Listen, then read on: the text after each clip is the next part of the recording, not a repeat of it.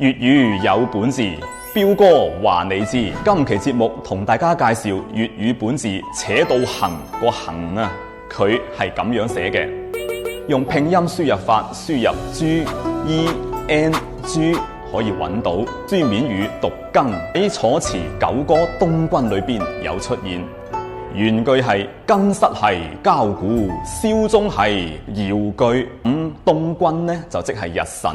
呢首《九歌·東君》就係祭祀日神嘅唱詞嚟嘅。嗰一句更字嘅出處啊，佢嘅意思就係話調緊琴弦，令琴聲鼓聲交錯和鳴。